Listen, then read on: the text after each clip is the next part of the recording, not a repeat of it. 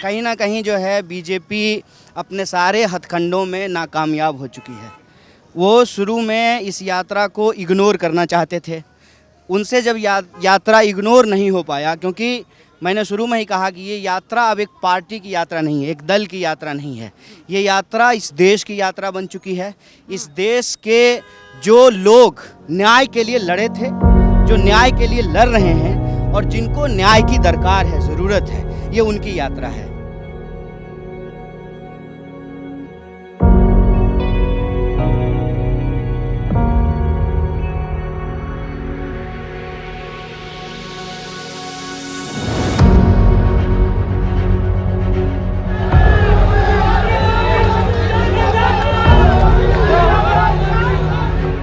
नमस्कार दोस्तों, मैं भाषा और न्यूज़ क्लिक की टीम के साथ इस समय मैं खड़ी हूँ हरियाणा के मेवात इलाके में। यहाँ पर घासेड़ा में राहुल गांधी की एक अहम सभा होनी है।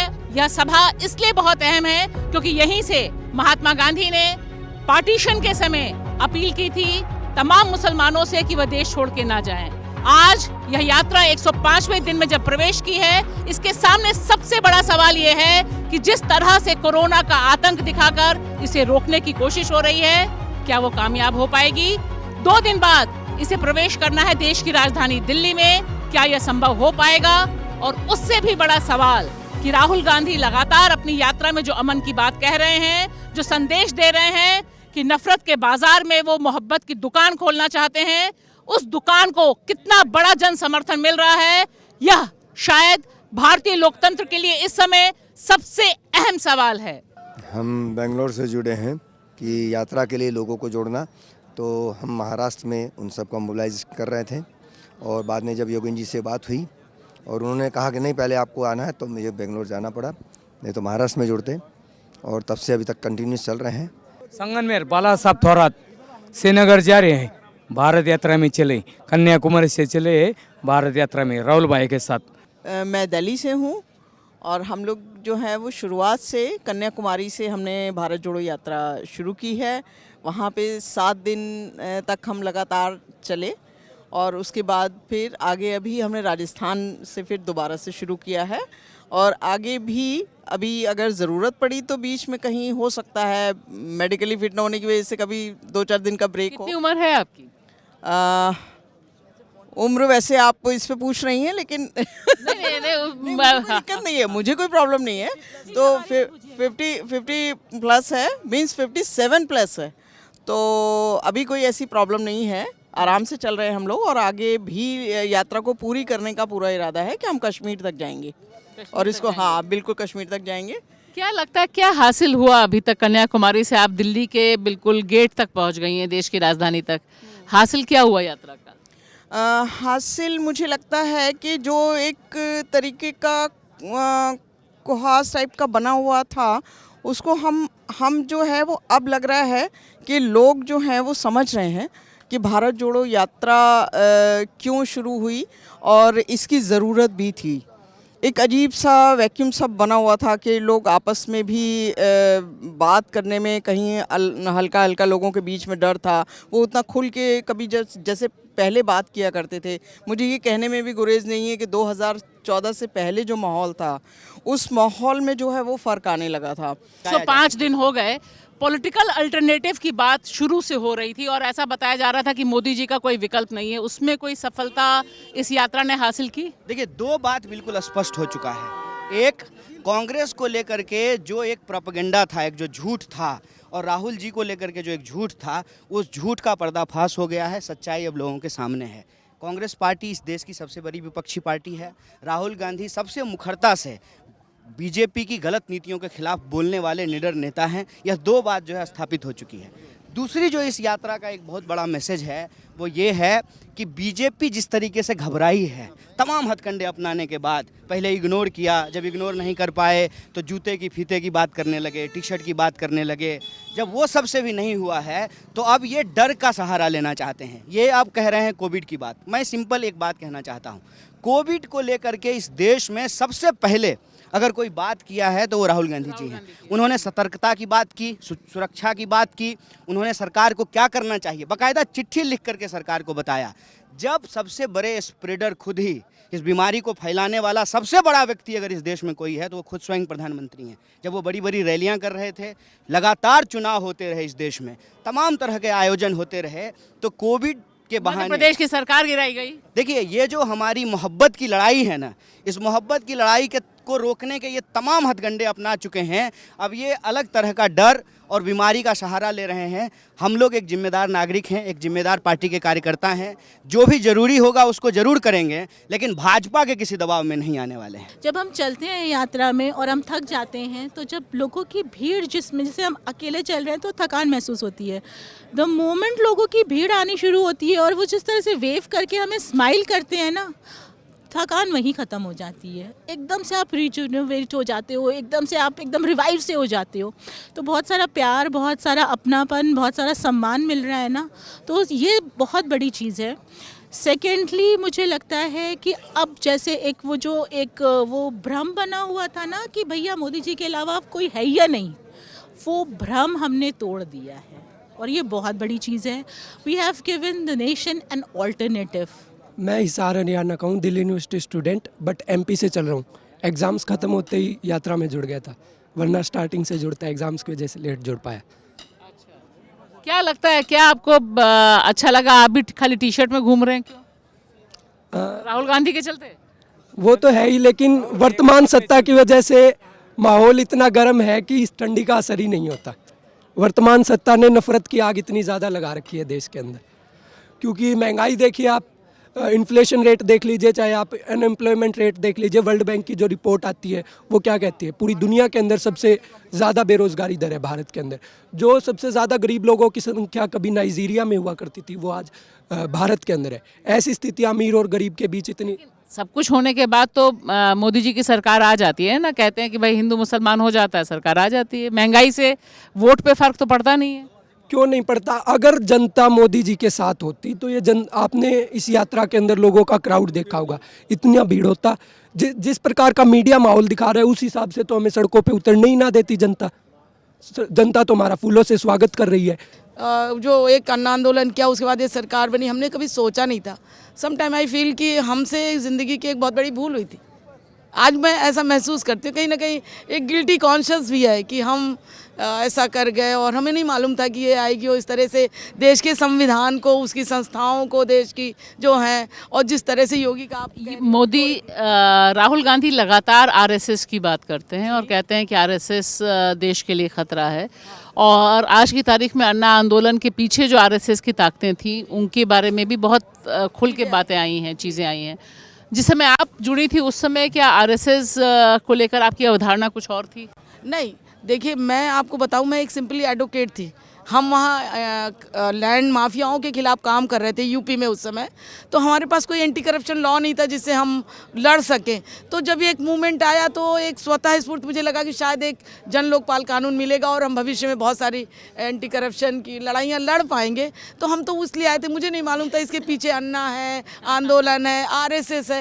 ये तो हमने बाद में देखा, और जब हमने देखा तो हमने उसी क्षण, मैंने अरविंद केजरीवाल को लक्ष्मी नारायण मंदिर में बोला था, मैं ऐसी पहली लड़की थी कि अरविंद केजरीवाल मैं आपके झूठ के साथ नहीं चलूंगी, ये तो आप मुझे छोड़ दोगे या मैं आपको छोड़ दूंगी। और बात वही हुई, जब मैंने उस मीटिंग में उनका स्वरूप देखा तो मैंने उसी क्षण छोड़ दिया। किसान आंदोलन में भी आपने देखा कि बहुत महिलाएं उभर कर और लीडरशिप उस तरह से आई, पर एक बिखराव सा हो गया। और तब से हमारी काफ़ी साथियों को ये लगता था कि शायद हम लोग रास्ते की लड़ाई ज़रूर लड़ लेंगे, पर ये संसद में जिस तरह से अब एक पूरा पैट्रियटिक तरीके से पूरी जिस तरह से पितृसत्ता एक पूरी राजनीति चल रही है, और इस राजनीति में महिलाओं का इस्तेमाल उस वक्त किया जाता है जैसे कि बिल्किस बानू के अपराधियों को रिहा किया जाता है और ये संदेश दिया जाता है कि मुसलमान बहनों अगर आप बोलेंगी तो आपका ये होगा। जिस तरह से ये इसमें जब भी झगड़े होते हैं तो महिलाओं को टारगेट किया जाता है। तो ये सब जब देख रही थी बहनें तो लग रहा था कि इस देश में हमारी ये लड़ाई तो और पीछे चली गई है। हम तो लड़ रहे थे बराबरी के हिस्से के लिए, अब हम लोगों को इस पितृसत्ताक राजनीति में, मनुवादी राजनीति में हम लोगों को तो हमारे अस्तित्व को ही ढूंढना पड़ेगा। बराबरी का लड़ाई तो बहुत ये हो जाएगी। पर जब राहुल निकले और मैंने देखा बहुत सारी महिलाएं चली जाती थी, उसको हक कर लेती थी, खुद होके हक करती थी, रोती थी। तो एक महिला से जब मैं बात कर रही थी कि आप कभी आपको लगा था, महाराष्ट्र की एक बहन है जिसने एक फेसबुक पे लिखा है जो मैं आपको बताना चाहती हूँ। उसने कहा कि मैंने मेरे पति को हक किया है, और जब मैं छोटी थी तो मेरे पिताजी को और भाई को हक किया था। मेरा बेटा जब 12-14 साल का था तब मैंने उसको हक किया था, उसके बाद मैंने किसी मर्द को हक नहीं किया। और मेरे जहन में भी कभी नहीं था कि मैं किसी को हक कर सकती हूँ, गैर मर्द को, जिसको। पर मैं जैसे ही गई और राहुल को देखा, और मैं तो कोई सामान्य महिला थी वो, तो उसने कहा कि मैं जैसे ही गई तो मैं दौड़ी और मैंने उसको हक किया। तो मुझे लगा ही नहीं मैं किसी मर्द को हक कर रही हूँ, मुझे लगा कि मैं मेरा दुख, मेरे अंदर जो है उसको बाहर निकालने वाले के साथ साझा कर रही हूँ। तो शायद ये एक विश्वास देने में राहुल काफ़ी कामयाब रहे। कम से कम मेरे या हम जैसे जो तमाम आंदोलनों के लोग, नागरिक समाज के लोग हैं, उनके लिए 24 के चुनाव में किसी को प्रधानमंत्री बनाना या किसी को हराना एजेंडा नहीं है। हम इस देश को टूटते हुए देख रहे हैं, उसको जोड़ने की ताकत को इकट्ठा करना पहला काम है। और हम जानते हैं यह काम 24 तक पूरा नहीं होगा। हो सकता है 24 में हमको, मतलब मान के चल रहे हैं कि 24 में मोदी बाहर नहीं जाएंगे। मैं कह रहा हूं कि देश को जोड़ने का काम, इस देश के दिल को जो तोड़ा गया है, नफरत जो फैलाई गई है, जहर जो फैलाया गया है, मीडिया सहित तमाम संस्थानों को जड़ से जो कमजोर किया गया है, वो काम 24 तक पूरा नहीं होगा। उसके लिए लंबा संघर्ष करना पड़ेगा, रचनात्मक काम अलग से करने पड़ेंगे। भारत जोड़ो यात्रा उस दिशा में कदम दिखाई देती है। इन नफरत वालों के पास लाउड स्पीकर है, इनके पास मीडिया है, इनके पास अपनी घृणा को फैलाने का इतना बड़ा औजार है, तंत्र है, कि जिससे लगता है कि हर कोई उसके गिरफ्त में है। लेकिन जब कोई मोहब्बत का पैगाम लेके चलता है, और वो राहुल गांधी का डायलॉग मुझे बहुत अच्छा लगा, वो बहुत सुंदर डायलॉग है। जब कोई मोहब्बत का पैगाम लेके चलता है, मोहब्बत की दुकान खोल के बैठ जाता है, वहाँ भी लाइन लग जाती है लोगों की। और ये मैंने शुरू से देखा। और एक बात बताऊँ आपको, कई इलाकों से, आप जर्नलिस्ट हैं, इसको चेक कीजिएगा। मुझे जब मध्य प्रदेश से हम गुजर रहे थे, मध्य प्रदेश महाराष्ट्र के बॉर्डर पे, वहाँ एक गांव के मुस्लिम लोगों ने बताया कि पिछले 3-4 हफ्ते से, जब तक यात्रा शुरू हुए 4-5 हफ्ते हुए थे, 6 हफ्ते हुए होंगे, तो उन्होंने कहा कि पिछले 5-6 हफ्ते से हमारे यहाँ टेंशन कम हो गया है। फिर मैंने महाराष्ट्र के एक सीनियर पुलिस ऑफिसर से पूछा कि मैंने ऐसा सुना कि आपके यहाँ यात्रा गुजर चुकी है, आपने कहा, उन्होंने कहा हाँ, हमारी रिपोर्ट्स है कि कम्युनल टेंशन कम हुआ है। इसको आप चेक कीजिएगा, मैं अभी दावा नहीं कर रहा हूँ, इसको चेक कीजिए। मेरे ख्याल से देश में ये जो इनका नफरत का व्यापार चल रहा था, वो व्यापार थोड़ा कम हुआ है। रातों रात ड्रामेटिक परिवर्तन होगा नहीं, लेकिन वो व्यापार कम हुआ है, ऐसा मुझे महसूस होता है। और ये चीज़, ये जो अकेला महसूस कर रहा था ना व्हाट्सएप ग्रुप में भी, जब वो ड्रोन पे इमेजेस देखता है, हजारों लोग चल रहे हैं, अब तक लाखों लोग चल चुके हैं, उससे लगता है भाई मैं अकेला तो नहीं हूँ। तो जो लोग वास्तव में इस देश की मेजॉरिटी हैं, जिनको माइनॉरिटी बना दिया गया है, वो अपने आप को डिस्कवर कर रहे हैं कि हाँ, मैं अकेला नहीं हूँ। और जहाँ तक कांग्रेस पार्टी की बात है, कांग्रेस पार्टी के वर्कर में एक पॉजिटिविटी आई है, आगे देखना शुरू हुआ है। कांग्रेस पार्टी का सिंपैथाइजर खुद अपनी ही पार्टी में भरोसा करने का कारण ढूंढ रहा है। कांग्रेस के वर्कर में, कांग्रेस के लीडर्स में एक आत्मविश्वास हुआ है। और जो एक परिवर्तन हुआ है, ये सब कांग्रेस के भीतर के परिवर्तन है। आम जनता में जो एक परिवर्तन मैं देखता हूँ, बाकी सब नहीं है शायद अभी, कि राहुल गांधी की व्यक्तिगत छवि बहुत बदली है। मेरे को इसमें क्या इंटरेस्ट है? अब इससे इंटरेस्ट कांग्रेस को होगा कि इससे इनका वोट बढ़ेगा, सीट होगी, ये वो। मेरा इंटरेस्ट ये है कि ये पप्पू नामक जो स्टिकर था, इस स्टिकर के पीछे कितना झूठ छुपाया जा सकता था कि हाँ, मोदी जी के साथ खून है, लेकिन इधर तो पप्पू है, हम कैसे सोच सकते हैं? जैसे ही ये पप्पू नामक स्टिकर उतरेगा, उसके पीछे से सब भेद खुलेंगे। उसके पीछे से अभी उतरना बाकी है या वो बहुत तेजी से क्रैक किया है। मेरा मानना है, कम से कम जिस इलाके में खबर पहुंची है, अभी खबर सब तरफ पहुंची नहीं है, अभी भी पढ़े लिखे लोग, समझदार लोग मुझसे मिलते हैं, पूछते हैं एक्चुअली राहुल गांधी पैदल चल रहा है क्या? अभी भी ये खबर नहीं है लोगों को कि एक्चुअली पैदल चल रहा है। लेकिन जहाँ जहाँ खबर पहुँच रही है, वहाँ वहाँ कम से कम जो लोग न्यूज़ फॉलो कर रहे हैं, उन लोगों में, और पप्पू की बात फैलाने वाले भी यही लोग थे, वहाँ एक नाटकीय परिवर्तन हुआ है। बीजेपी के समर्थक भी अब राहुल गांधी के बारे में बहुत घटिया चीज़ कहने से पहले, जो मतलब पक्के हैं वो अलग बात है, जो भक्त हैं, पार्टी के प्रचारक हैं वो अलग हैं, लेकिन सामान्य सपोर्टर भी अब कहने से पहले थोड़ा सा हिचकता है। भारत जोड़ो यात्रा ने निश्चित तौर पर लोगों के भीतर एक ऊर्जा का, सकारात्मक ऊर्जा का संचार किया है, और यह ऊर्जा किस तरह से लोगों को लोकतंत्र में विश्वास करने में और अपने दावेदारी अपने वतन पर ठोकने पे उतार रही है, खड़ा कर रही है, इसे देखना अपने आप में बहुत दिलचस्प है।